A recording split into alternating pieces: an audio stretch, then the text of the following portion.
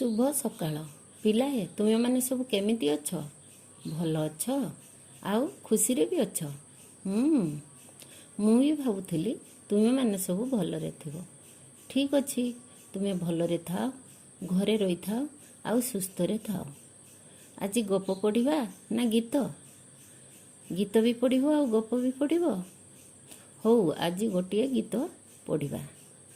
गीतटीर ना होची कहिबी कथाटी कवितार कवि होउचंती कुंतला कुमारी साबत।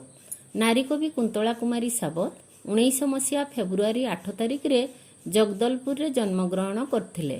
से एकाधार रे थिले जणे कवि औपन्यासिका और शिशु साहित्यिका।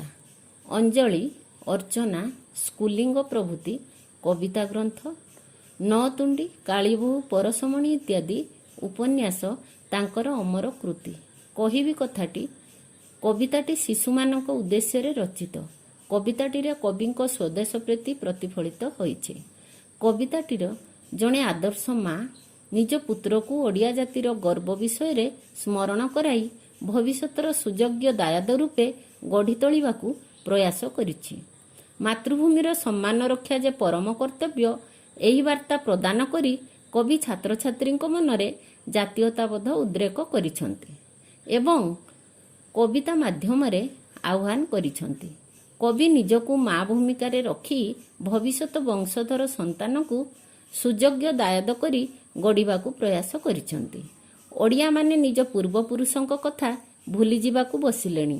तेणु कवि पूर्वपुरुषଙ୍କ कीर्तिराजी स्मरण कराई सेमानक मनरे मातृभूमि और मातृभाषा प्रति प्रीति जाग्रत करिछन्ति। ठीक अछि वर्तमान कविताटी आमे आवृत्ति करिबा।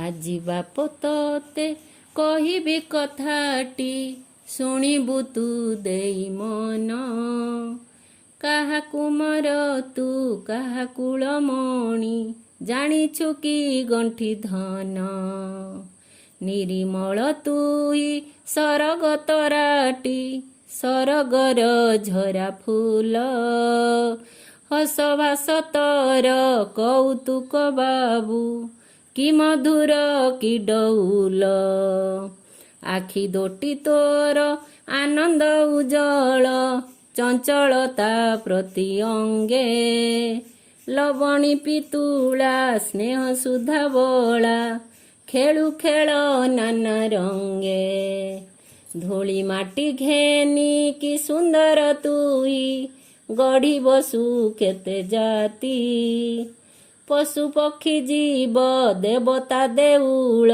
संगी संगे हर्षे माती। केमिति लागिला भल लागिला। वर्तमान ए कवितार सारांश को बुझाई दउची तुमे मन देई सुना। आजी बाप तोते कहिबी कथाटी शुणी बुतु देई मन काहा कुमर तू काहा कुलमणि जानी छुकी गंठी धन। माँ पाखरे पुओ पाई बहुत किछि नाम थाए। ठीक सेही परी एही पदरे माँ पुओ को बाप बोली संबोधन करिछि एवं कहिछि जे से आजी कथाटिए कहिबो आउ ता कथा को ता पुओ मन देई सुनिबो। काहा कुमर तू काहा कुलमणि जानी छुकी गंठी धन। कुमर अर्थात संतान माँ पुओ को कहिछि जे से होउछि भारत मातार संतान बा उत्कलर संतान। माँ ता पुओ को कुलमणि गंठीधन कही संबोधन करिछन्ति। निरिमल तुही सरग तराटी सरगर झरा फूल हस भास तर कौतुक बाबू कि मधुर कि डौल। निरिमल निरिमल अर्थ निर्मल बा परिष्कार। माँ पुओ को सरगर तारा आउ सरगर झरा फूल सह तुलना करिछन्ति। हस भास भास अर्थ भाषा बा कथा। पुअर हस आ मनर भाषा अत्यंत कौतुकिया बोली माँ कहिछन्ति। पुअर कथा अति मधुर आउ डौल डौल अर्थ सुंदर अर्थात पुअर कथा मनर भाषा अति मधुर और सुंदर। आखि दोटी तोर आनंद उज्जवल चंचलता प्रति अंगे ଲବଣୀ ପିତୁଳା ସ୍ନେହ ସୁଧା ବଳା ଖେଳୁ ଖେଳ ନାନା ରଙ୍ଗେ। ଆଖି ଦୋଟି ତୋର ଆନନ୍ଦ ଉଜ୍ଜଳ। ଆଖି ଦୁଇଟି ଆନନ୍ଦରେ ପରିପୂର୍ଣ୍ଣ ଆଉ ଖୁବ୍ ଉଜ୍ଜଳ। ତାର ଆଖିରେ ଚଞ୍ଚଳତାର ଚାହାଣୀ, ଅର୍ଥାତ୍ ପିଲାର ପ୍ରତିଟି ଅଙ୍ଗରେ ଚଞ୍ଚଳତା ଭରି ରହିଛି। ଲବଣୀ ପିତୁଳା ସ୍ନେହ ସୁଧାବଳା। ଲବଣୀ ଅର୍ଥ ଲହୁଣୀ, ଯାହାକି ଅତ୍ୟନ୍ତ କୋମଳ ଓ ମଧୁର। ଏହା ସମସ୍ତଙ୍କର ଅତି ପ୍ରିୟ ପଦାର୍ଥ। ପିତୁଳା ଅର୍ଥ ମୂର୍ତ୍ତି। ମା ତା ପିଲାକୁ ଲବଣୀରେ ତିଆରି ଏକ କୋମଳ ମୂର୍ତ୍ତି ସହ ତୁଳନା କରିଛନ୍ତି। ସ୍ନେହ ସୁଧାବଳା। ସ୍ନେହକୁ ସୁଧା ବା ଅମୃତ ସହିତ ତୁଳନା କରାଯାଇଛି। ପିଲାର ଶରୀର ଅମୃତରେ ଭରି ରହିଛି। ପିଲାଟି ନାନା ରଙ୍ଗରେ ଖେଳ ଖେଳିଥାଏ। ବାତ୍ସଲ୍ୟ ମମତାରେ ଭରା ହୃଦୟରେ ନେଇ ଅତି ସ୍ନେହରେ ମା ପିଲାକୁ ଲବଣୀ ପିତୁଳା ସହିତ ତୁଳନା କରିଛନ୍ତି। ଧୂଳି ମାଟି ଘେନି ସାଙ୍ଗସାଥୀ। ଧୂଳି ମାଟି ଘେନି କି ସୁନ୍ଦର ତୁହି ଗଢ଼ି ବସୁ କେତେ ଜାତି। ଧୂଳି ମାଟିରେ ସାଙ୍ଗସାଥୀ ମେଳରେ ପିଲାଟି ଗଢ଼ି ବସେ ତାର ଖେଳ ଘର।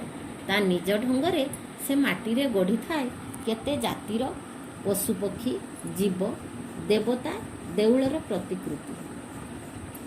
ଆଉ ସାଙ୍ଗସାଥୀ ମେଳରେ ଆନନ୍ଦ ଉଲ୍ଲାସରେ ନାନା ପ୍ରକାର ଖେଳ ଖେଳିଥାଏ। ବୁଝିହେଲା? ଆଜି ଏତିକି ଥାଉ। ପର ପର୍ଯ୍ୟାୟରେ ଆମେ ଯାହା ରହିଲା ପଢ଼ିବା। ହଉ, ଧନ୍ୟବାଦ।